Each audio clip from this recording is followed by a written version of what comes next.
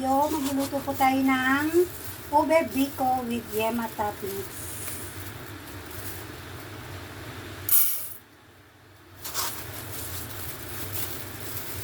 So yan yung malagkit ko dito, 5 cups lang siya. Gamit ko yung pang ano talaga ng rice. Pang sukat ng rice.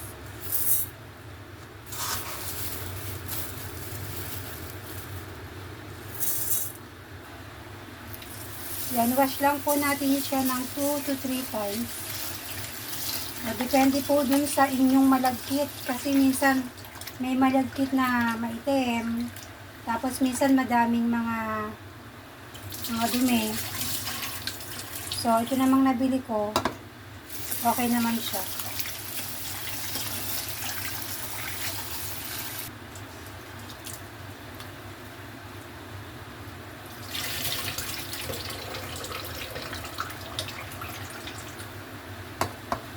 So, yan. Ito rin yung gagamitin kong pantubig sa kanya. So, lalagyan ko lang siya ng 4 cups para hindi masyadong matigas at hindi masyadong malambot yung ating malagkit. Tama lang yung pagkakaluto. Kasi lulutuin pa natin siya sa gata eh. Yan. Tapos i-level natin siya.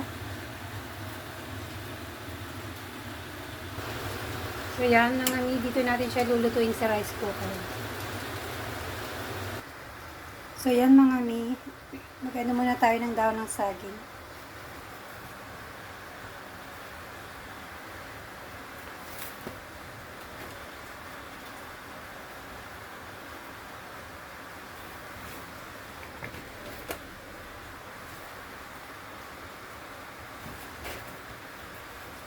Natig natin sa ating food pan.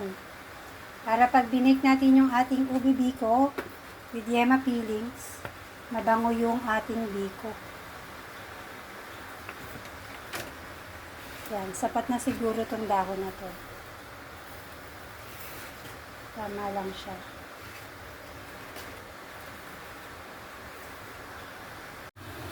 Hello guys! So yan, gagawa naman tayo ng ating for yema toppings. So, meron ako dito 1/4 cups ng cornstarch,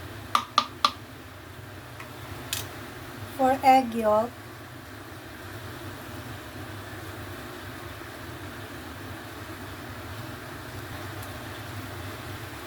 2 cups ng ating evaporated milk,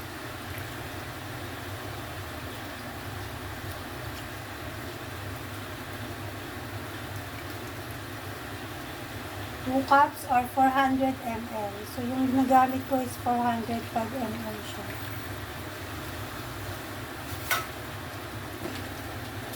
Sumubo lang siya ng konti.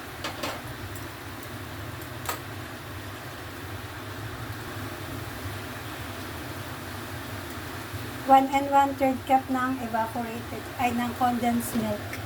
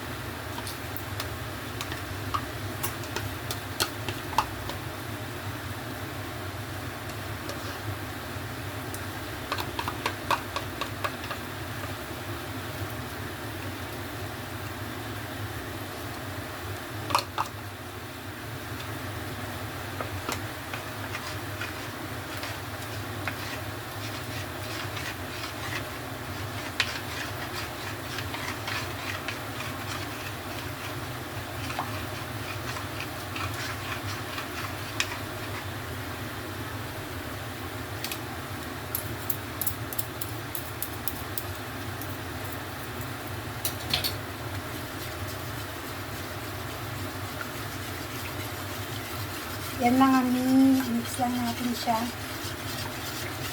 Pag na-mix lang natin siya, tsaka natin siya ilagay sa mahinang apoy at ituin.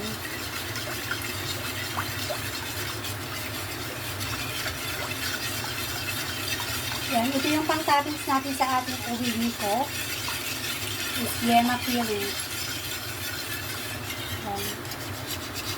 Kailangan yung ating cornstarch is dissolve na dissolve siya.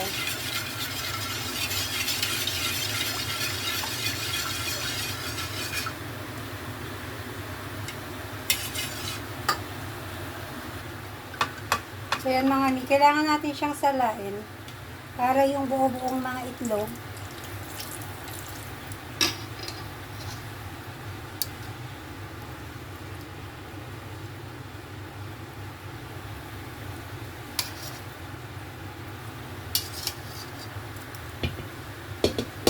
yan, may buo-buo pa kasi siyang mga itlog, dapat matanggal siya. So yan mga mi, cook lang natin siya sa medium heat. Medium heat fire para hindi siya mabigla ng luto. Until it become smooth. Ang ating yema.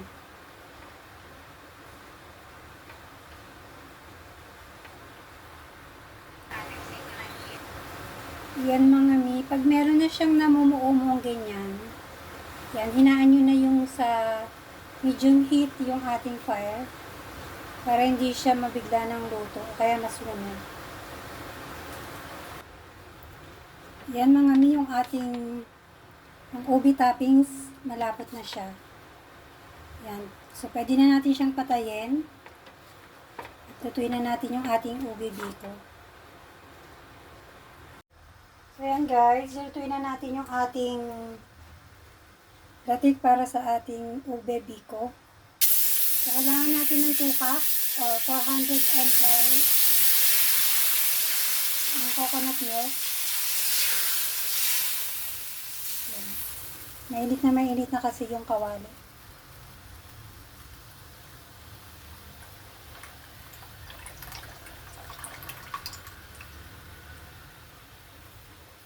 Yan, yung 2 cups niya is 400 ml.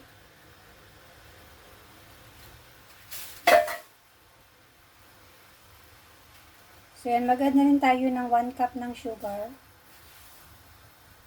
So white lang yung gamit ko dito. Kasi maglalagay tayo ng ube flavoring ng food color. So yan, ano muna natin siya. Hanggang sa ma-dissolve yung sugar na.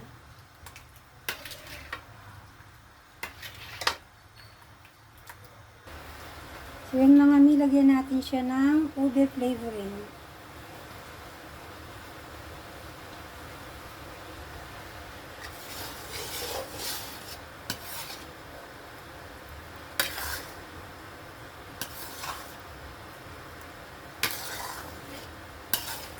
Yan. So less than 1 tablespoon lang yung lagay ko. Kasi yan, nakita nyo naman siya. Masyado siyang dark.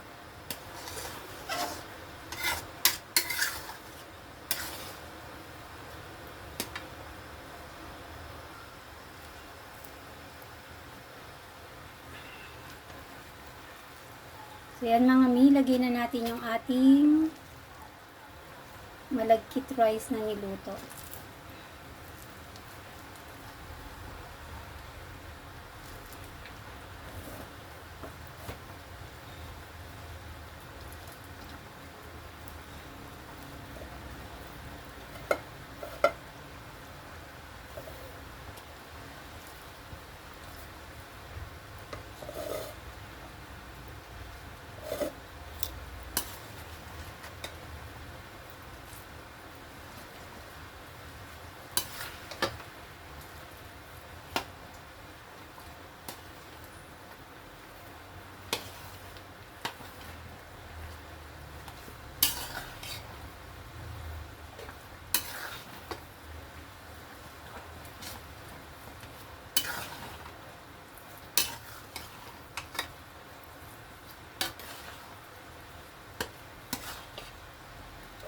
So yan, sasama natin itong medyo tutong-tutong.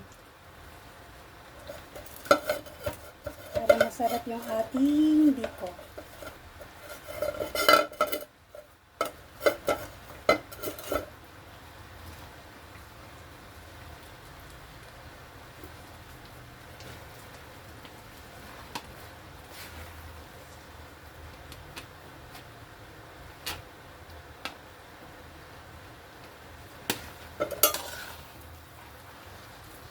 Yan, so haluin lang natin lang ini hanggang sa ma-dissolve lahat yung ating coconut ng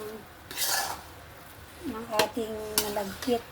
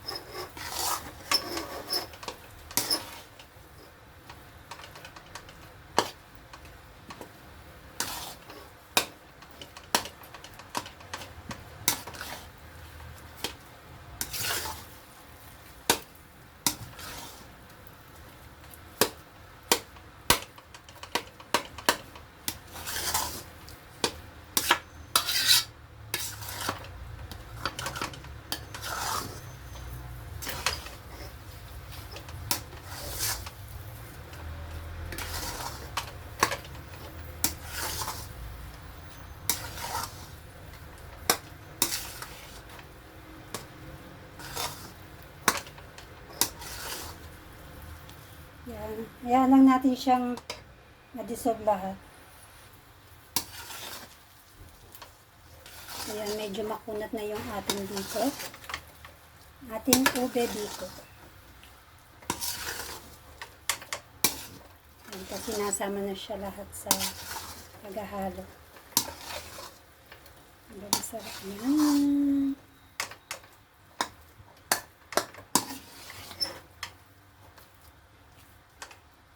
So, yan guys. Lagyan na natin siya sa ating tray. At ilagay na natin yung ating yema toppings at i-oven na natin. So, yan mga mi, yung aking pan. Nilagyan ko na pala siya ng dahon ng saging. Para mas maganda siya para pag niluto, mabango siya.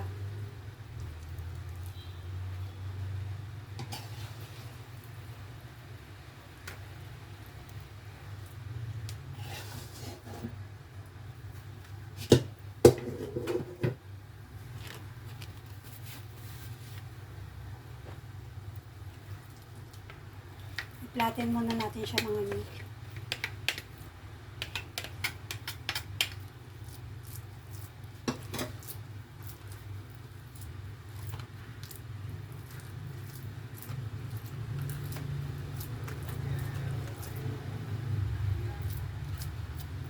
Yan, mabango kasi siya pag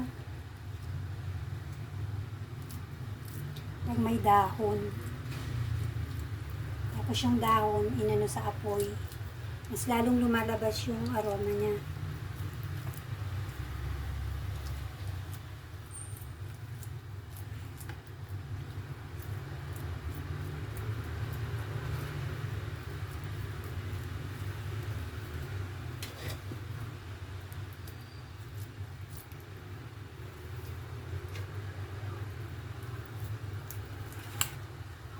Pantayin lang natin yung ibabaw niya.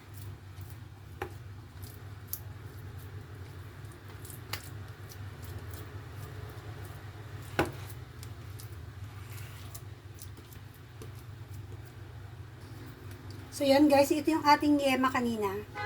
So, natulog na siya. Lumamig na siya kaya ganyan na yung texture niya. So yan, lagay lang natin siya sa ibabaw.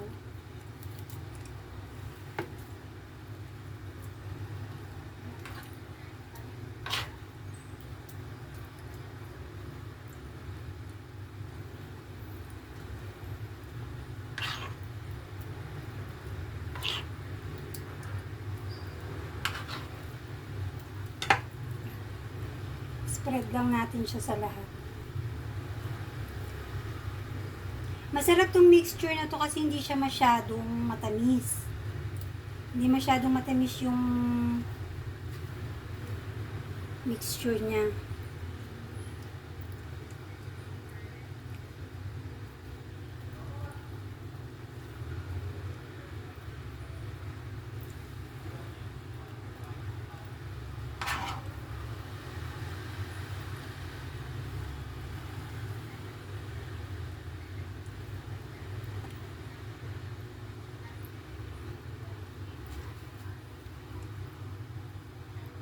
Yun, i-flatten lang natin siya sa lahat. Para flat yung ating yema. Pero mas maganda siguro pag mainit pa siya, ilalagay na siya sa ibabaw. Para mas madali siyang ma-flatten.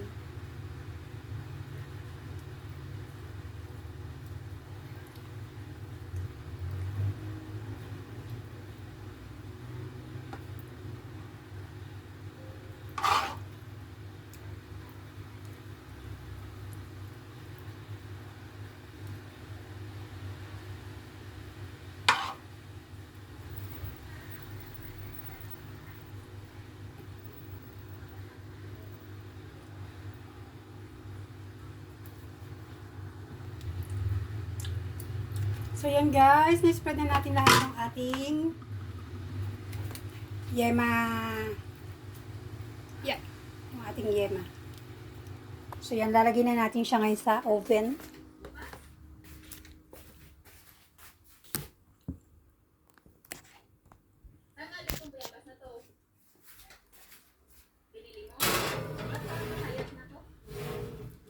Yan, oven na natin siya guys. For 30 minutes, 25 to 30 minutes, 170 degree and 170 degree. So, yan. See you later. Hello guys. So, yan. Ito na yung ating ube biko with yema. Yan na siya.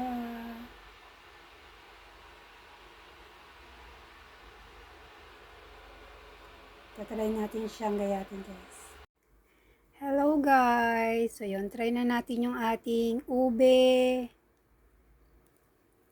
pico with yema.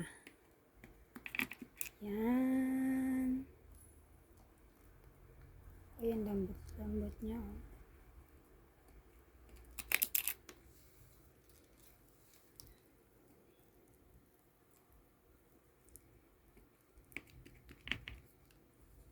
Medyo mainit pa siya. Kaya ganyan.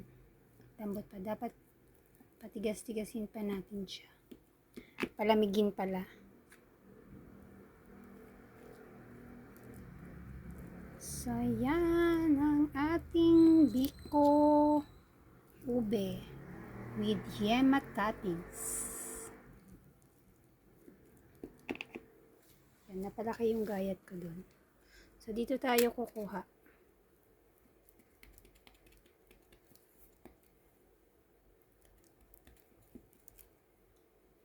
Yan. Hello guys! So, ito na yung ating ube biko with yema. So, yun. Mas gusto ko yung ganito siya. Medyo brown. Yung ibabaw niya.